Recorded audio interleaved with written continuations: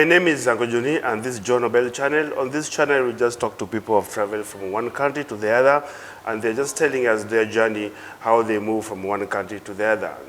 Today, we have a guest who have done so, and he's going to introduce himself by telling us his name and where he's come from. Welcome to my show. Thanks, Uncle John. My name is Pacific Eddie Msabe. I'm originally from Rwanda. I've lived in Kenya, and now I'm here in Newcastle, Australia. Yeah, can you just tell us your journey a little bit from where you were born in Rwanda to Kenya and then to Australia? Yeah, so I was born in Rwanda, and then due to some political tensions in Rwanda, we did move to Kenya, where I spent 10 years studying, and then I came over here. Okay, how long did you stay in Kenya for? So I was in Kenya for 10 years. Yep. I did my primary school there, and then the secondary school there, Yep. and just a little bit of a year and a half of uni there. Yep. And then you came to uni in Newcastle? In Newcastle, Australia. Why? How come you didn't finish your uni education in Kenya? So in Kenya, in 2017, there was a strike that lasted for about 8 months. Was this the student strike or the lecturer's strike?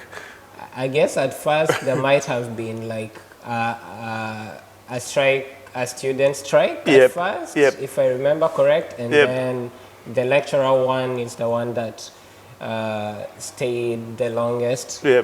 So it did disrupt the studies for a lot of students, university students. And at the time, that's when I approached my parents and told them I wish to move somewhere stable.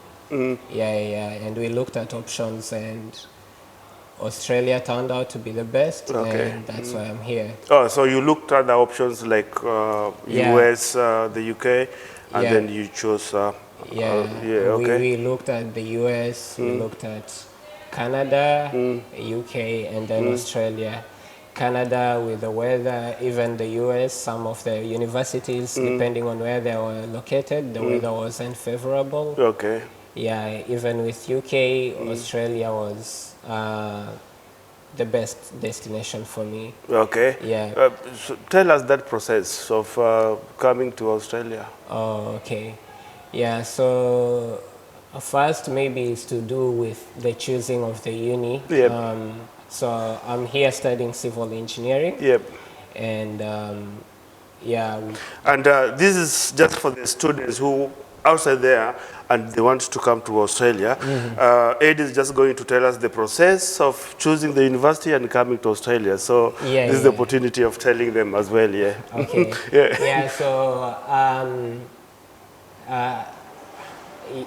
Of course, I say, as I mentioned, like I started, it's because of the strike that I had to think about coming abroad. And then when that happened, I didn't know how to go about it, so I did a little bit of research and asked around. I was told there were some agents in Westlands that did help. My particular my agent was uni abroad, and they did help with the visa applications, and even with the uni applications. So to your question, choosing the uni. So in my case, I did consider the best uni depending on my course, civil engineering. And it turned out that since we had determined that I was coming to Australia, the University of Newcastle in civil engineering is the best university in Australia. So that's why I ended up here. Surprisingly, for the best uni, it had the lowest fees. So that was like a plus advantage. Okay. For students who are outside there, before you go to any other country, do the research. Look at the cheap university you can, or the course you can pay. Yeah, and probably look for somebody who can help you with the visa application. That's what that's what you did. Okay, now you've got your visa, you've got the university, now you are here in Australia. Can you tell us that journey in Australia? Oh yeah. From Kenya, getting my visa was the most excited person. The most excited I've ever been. And I did. I boarded the plane at JKIA. Then I passed. My connection was through Abu Dhabi and then Australia. My first culture shock was at Abu Dhabi. So when I left Kenya, the plane that I was in, there was a lot of Africans and few white people. But the plane that I was boarding from Abu Dhabi to Australia, I guess there was just two Africans, and the rest were white. I had never seen so many white people. So that was like the first culture shock. We'll talk about the culture shock later because that's very interesting as well. Oh, okay. So you arrive at in Sydney or in Australia. My arrival was in Brisbane because I've got an uncle who lives there, and I wanted to spend some time before coming to Newcastle. At the time, I had my cousin who had also come from Belgium, and we spent a lot of time traveling around. So it wasn't until last minute that I did book a ticket to come to Newcastle, and because you suddenly realized that there's university I have to go. It was a must for me to attend the orientation. And because time was gone by, I ended up booking a train from Brisbane to Newcastle. The train left at 2 p.m. and it was arriving here at 4 a.m. The following day. The following day. I had booked a hotel, but when I arrived at the reception, there was no one. And the cab driver was so patient with me, and he suggested that we should look for a cafe since some of them were opening at the time. So I stayed at the cafe at the time and then went over to uni at around 7, where I got help with basic things like opening a bank account, getting the Obell card for the train. Public. Did you have a bank account before opening one in Australia? I didn't have my own before coming to Australia. So that was your first bank account. That was my first bank account. That's very interesting. How old were you? I was pretty old. Now you mentioned about the culture shock. Now can you tell us another culture shock which shocked you very much when you were here? When I got here, I was surprised to learn, before arriving here, I didn't know that maybe the land is on those the Aboriginal people. I had heard about them, but had not done any investigation to follow up. So it was part of learning, my learning to know that there were people originally who were here before the white people. That was something. And then, of course, the language. I guess for most immigrants, the language is always... That's a challenge too. So with the slang, I found that Australians talk a little bit fast. Yep. And then they use some slang that we are not accustomed to. Yep. Yeah, so Okay. I had to learn all those. Yeah. Yeah, those slangs also throw me off completely. Yeah. Okay, so now you've done your registration, you are at the uni and all that stuff, yeah? Was it easy to find your accommodation at the uni, or you rented outside the university? Yeah, so while in Kenya, this is part of doing the research before you leave. Yeah. I found out that the on-campus accommodation, in my particular case, was expensive. Yeah. Yeah, so I then sought to find a place off campus. Yep. And with the off-campus option, I had tried to book a room, like to get a room before I arrived, but they insisted on me first inspecting the place. Yep. Yeah, so when I arrived, then I had to go inspect the place. Yep. And they had to clean it. Like they gave me a period, I guess about a day or two to wait, and then I moved in. It was somehow easy. Yeah, okay. Because you can't just move to a house and you don't know whether you're going to like it or not. That's why they insist that you have to go and do the inspection. Yeah, they post the pictures and you can tell which ones you do like, but they also insist on inspection. Okay. Now let's talk about food. Did you find much of your food here from Rwanda, or how did you find? Oh, you like the food already here? Yeah, so the Australian food. With the Rwandan food, I'm yet to find where I can buy.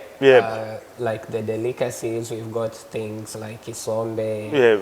Yeah, I'm still. What is kisombe? Isombe is cassava leaves, which have been smashed. Yeah, smashed, and then they are mixed with some palm oil, some meat, and some cashew nut, groundnut flour. It's one of the delicacies in Rwanda. It sounds very delicious. It's very delicious. Okay. So I'm here to find somewhere I can buy that. And but for the Kenyan food, I was lucky enough to meet a Kenyan lady who came to speak to us at the orientation. And actually the first weekend that I spent here was with Kenyans. Oh, okay. Yeah, which was really, really good. So you ate a lot of Kenyan's food. So you did, like the first week I was already eating chapo. We spent almost like 2 years before eating chapo and ugali. Okay. That's very interesting. Now, for people probably who would want to go and visit Rwanda, what type of animal can they go and see there? Where can they go and all that stuff? Interesting fact. Rwanda is known as a country of 1,000 hills. So we've got lots of hills. If you look even at the pictures, it's just like cascading, hills everywhere. And we've got a speciality about Rwanda is the mountain gorillas. We do have naming ceremony each year, and we have a lot of tourists. I guess Ellen DeGeneres has built a very modern place where people like accommodation, and it's one of those touristic sites. And we've got like another park called Accommodation, and it's got all the wild animals like in Kenya or other places. What's the naming ceremony? What type of ceremony is this? So they invite dignitaries around the world or celebrities. And they, like for the baby gorillas, which have been recently born during that year, then they name them. Oh, okay. I got you now. I thought it's the naming of people. No. I mean, it's the naming of gorillas. It's the baby gorillas.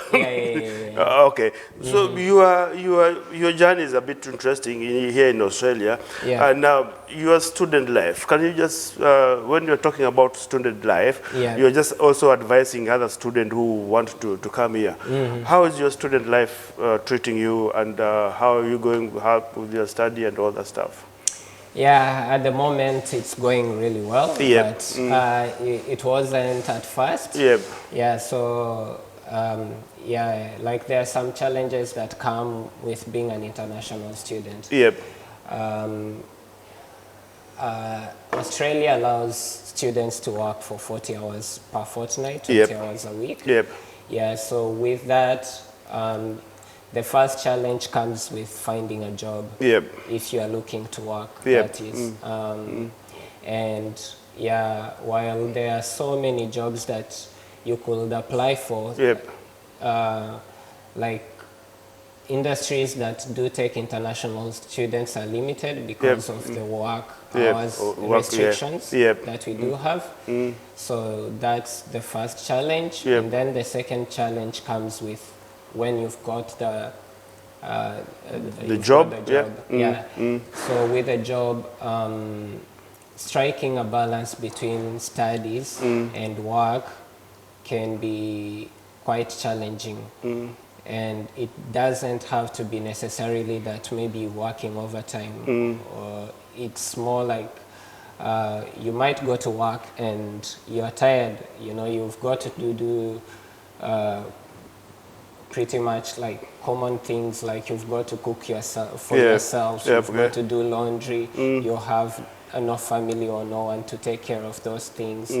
And then you have to go to work and you have to study. Okay. And in Australia, I found that the content, like the material, the workload is delivered very, very fast.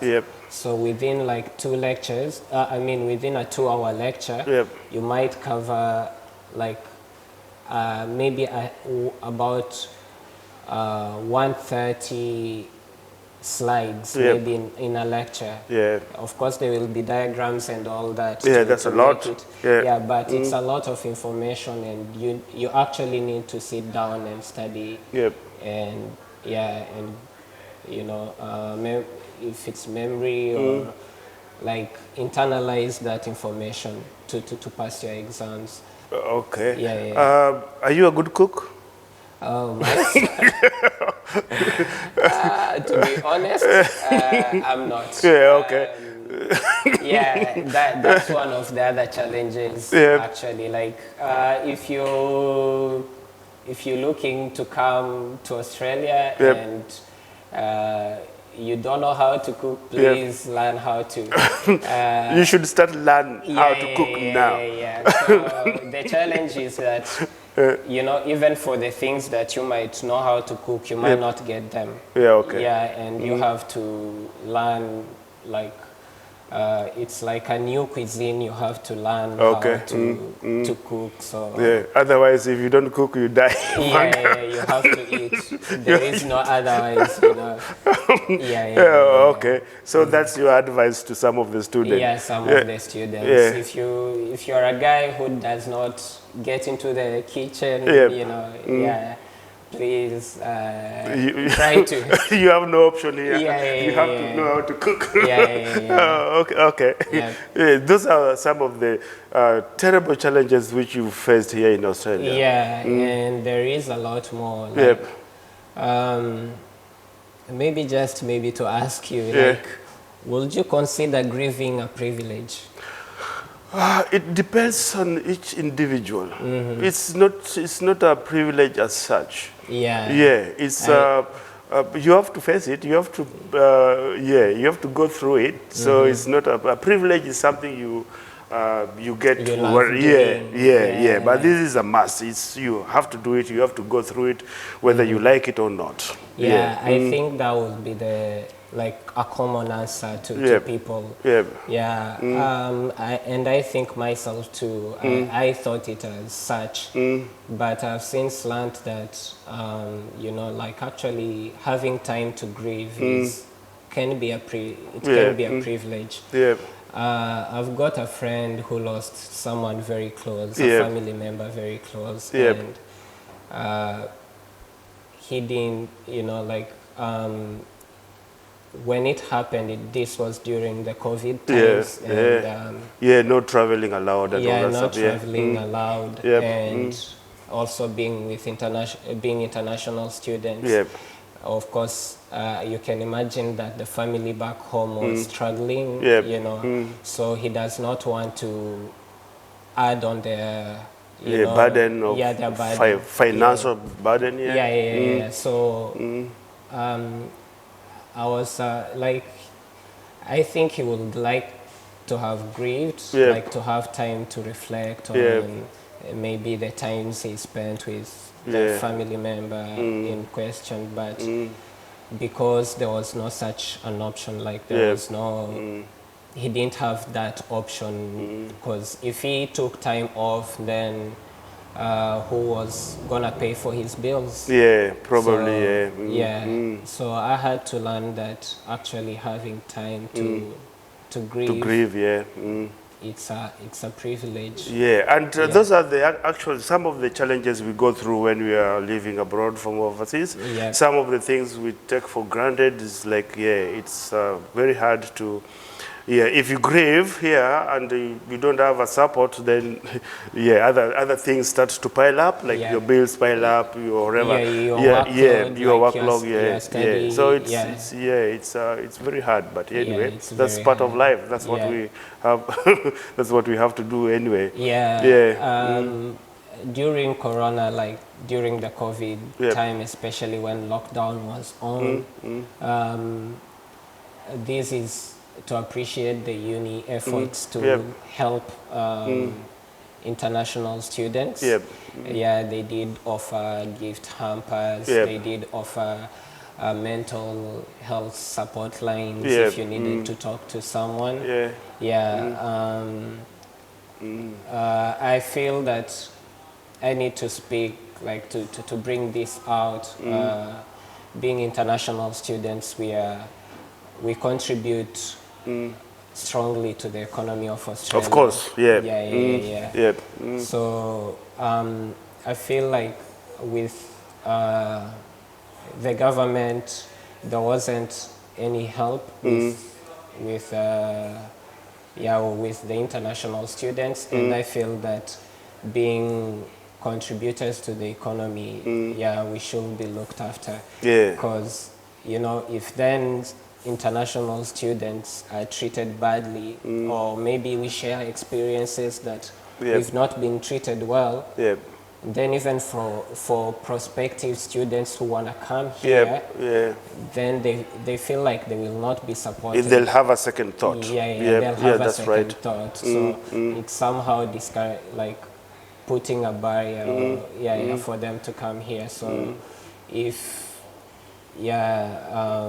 so if there's a way of putting this to the government so that they can come on board, if we have this kind of disaster happening, then we would like those ideas to come through, then we can forward them to the government so they can come on board and really help international students, something like that. Yeah, that would be nice. Okay. No worries. So did you have any other challenges you went through? Something interesting apart from the cooking and the language? Well, I think even people back home go through a lot of stuff. Like it's life. You never know. Life can throw you curves, so like one thing that I would advise people, like students especially, is to build like strong, genuine friendships. Oh, okay. They're very important. That's important. To like in times of, even not just in times of need, even to have people that you can basically hang out with. Building such relationships. It's very helpful. Yep. So instead of just seeing a lot of white people, you can see a lot of black people as well. Yeah, it that was doesn't matter who your friends are. yeah. Yeah, but yeah, having someone who knows Yeah. like what the situation back home might be, yeah, it's an advantage because there are Yeah. some things you might say, of course, to white friends, and they Yeah. might not relate, while a black person might Yeah. relate. So yeah, have white friends, Yeah. have black friends, but yeah, But yeah, these are some of the challenges we go through, but people really don't understand. Like when my wife went to Kenya, Yeah. and she was the only white person alone, and there was massive of black people. That's the time she realized, oh, okay, is this how you feel when you're in Australia? Oh, yeah, was it the yeah, first time she yes, was she was realizing? there, and there was Yeah. a lot of black people everywhere. Yeah. And then she was the only white person, and then now she realized, okay, yeah, this is how he goes through when he's back over there. Yeah. Because that's what I can imagine it was a culture shock It for is her as well. it was a culture shock. Yeah. So when you mentioned that, I realized, okay, Yeah. that shocked him immediately. Yeah. Okay. Thank you very much, Eddie, for your journey. It's been a very interesting journey. Yeah. You said you have a soft landing and the hard landing. Yeah. So you've also explained to the student if what they can do before they go to another country, and also you've explained the work situation. Did you have any other thing you want to add apart before we finish? Let me think. And this is just basically for the student who are hopefully trying to process their visa and come to study abroad. Yeah, I'd say come with an open mind. Yep. Yeah, there are some things you expect, and there are some things that you do not expect. Yep. Yeah, so having an open mind is will be an advantage, you know, for especially for the things that you do not expect. Yep. So do your research, of course, before you come. Yep. Like, find accommodation, like the basic things, you know. And if you can get maybe a friend, if you can go on the uni websites, like they have Facebook pages, on Instagram, and you can even look through the comments just to see if there is maybe a name that you can familiarize with. Familiarize with. Okay. And maybe just text that person. They might reply and maybe not. But at least if you've made an effort, if they do reply, that person then can show you around when you do arrive. So, yeah. If you wanted to hear the best advice for students who have traveled from one country to the other, please watch John Obell channel. Here you get the best advice, and please share this video, like and subscribe. Thank you very much, Eddie, for appearing on John Obell YouTube channel. Yeah, thank you for having me, John.